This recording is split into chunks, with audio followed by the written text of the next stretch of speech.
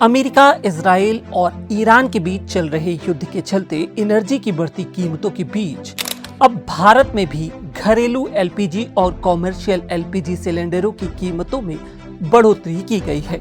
केंद्र सरकार ने घरेलू गैस सिलेंडर 60 रुपए महंगा कर दिया है। दिल्ली में 14.2 किलोग्राम की एलपीजी गैस अब 913 रुपए की मिलेगी। पहले यह 853 रुपए थी। वहीं 19 किलोग्राम वाले कॉमर्शियल सिलेंडर में 115 रुपए का इजाफा किया गया है। यह अब 1883 रुपए का मिलेगा। बढ़ी हुई कीमतें 7 मार्च यानी कि आज के दिन से ही लागू कर दी गई हैं। इससे पहले सरकार ने 8 अप्रैल 2025 को घरेलू सिलेंडरों के दामों में 50 रुपए का इजाफा किया था, यानी ये बढ़ोतरी करीब 1 साल बाद की गई है। वहीं 1 मार्च 2026 को कॉमर्शियल गैस सिलेंडर के दाम 31 रुपए तक बढ़ाए गए थे।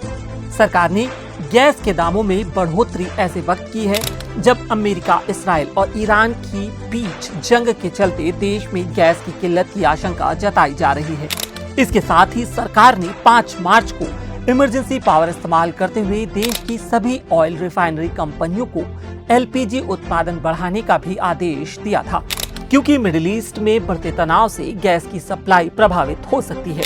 इसी खतरे को देखते हुए सरकार ने यह आदेश जारी किया था। इसमें कहा गया है कि अब रिफाइनरियां प्रोपेन और ब्यूटेन का इस्तेमाल सिर्फ रसोई गैस बनाने के लिए ही करेंगी।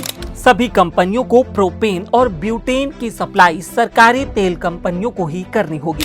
सरकारी तेल कंपनियों में इंडियन ऑयल यानी कि आईओसी, हिंदुस्तान पेट्रोलियम यानी कि एचपीसीएल और भारत पेट्रोलियम यानी कि बीपीसीएल शामिल हैं। इसका मकसद कंज्यूमर्स को बिना रुकावट गैस सिलेंडर की सप्लाई मिलती रहे। आखिर देश में सप्लाई संकट इतना क्यों गहराया है? इसकी 2 वजहें बड़ी हैं, जिसमें से एक स्ट्रेट ऑफ हॉर्मुज का लगभग बंद होना है, क्योंकि ये करीब 167 किलोमीटर लंबा जल मार्ग है जो फारस की खाड़ी को अरब सागर से जोड़ता है। ईरान जंग के कारण यह रूट अब सुरक्षित नहीं रहा है।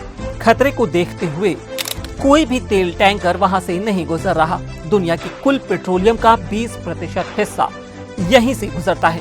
सऊदी अरब, इराक और कुवैत जैसे देश भी अपने निर्यात के लिए इसी पर निर्भर हैं। भारत अपनी जरूरत का 50% कच्चा तेल और 54% एलपीजी इसी रास्ते से मंगाता है। ईरान खुद इसी रूट से एक्सपोर्ट करता है। इस संकट का दूसरा सबसे बड़ा कारण है प्लांट पर ड्रोन हमले से एलएनजी का प्रोडक्शन रुक जाना। दरअसल में बीते हफ्ते अमेरिका, इजराइल ने ईरान पर स्ट्राइक की थी।